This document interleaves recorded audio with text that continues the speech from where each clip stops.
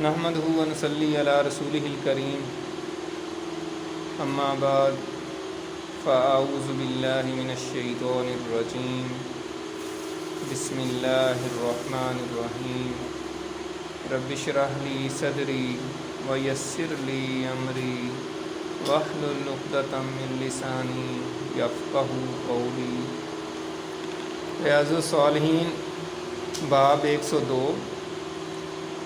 روزے دار کے سامنے جب کھانا آئے مگر وہ روزہ افطار نہ کرے تو کیا کہے؟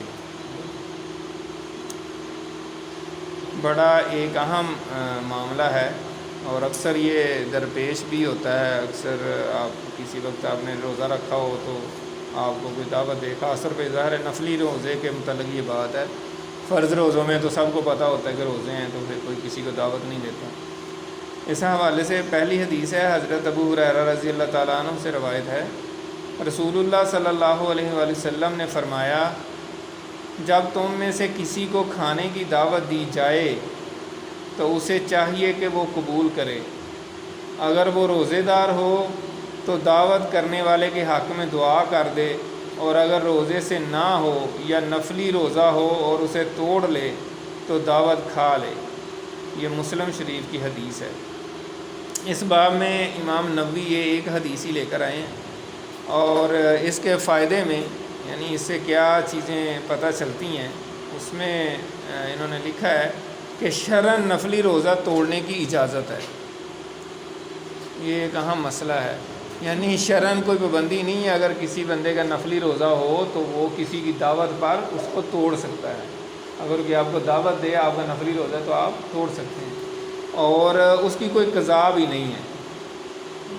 ہاں، اس کی کوئی قضا نہیں ہے، کیونکہ نبی اکرم صلی اللہ علیہ وسلم کی یہ سنت سے ثابت ہے کہ آپ کو کسی نے دعوت دی تو آپ روزے سے دے تو آپ نے افطار کر لیا۔ اس لیے دعوت ملنے پر روزہ توڑ کر بھی دعوت کھا لینا جائز ہے، یعنی نفلی روزے کی بات ہو رہی ہے۔ تاہم اگر کوئی روزہ توڑنا پسند نہ کرے تو دعوت دینے والے کے حق میں خیر و برکت کی دعا کر دے، ظاہر ہے وہ پھر سمجھ جائے گا۔ لیکن ایسی دعوتیں قبول کرنے سے انکار کر دیا جائے جن میں اسراف، بیہودہ، غیر شرعی رسموں اور اللہ کی نافرمانیوں کا علانیہ ارتکاب کیا جاتا ہے، جیسے شادی بیاہ، منگنی، ولیمے اور سالگرہ کی تقریبات وغیرہ ہیں۔ ان کا بائیکاٹ نہایت ضروری ہے، ورنہ شریک ہونے والا بھی گناہ گار ہوگا۔ تو یہ لمحہ فکریہ ہے ہم سب کے لیے، اور ہم ایسے اس مسئلے میں جکڑے ہوئے ہیں اور ایسے مسائل کا سامنا ہے کہ کوئی سمجھ نہیں آ رہی۔ ہم نہ بھی جانا چاہیں تو پھر بھی جانا پڑتا ہے، بعض اوقات آپ کی رشتہ داریاں ہیں، اس طرح کے معاملات ہیں، لیکن یہ انتہائی ناپسندیدہ چیزیں ہماری شادیوں میں آج کل ہو رہی ہیں۔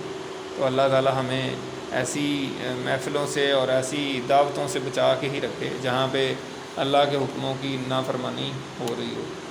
وآخر دعوانا ان الحمد للہ رب العالمین۔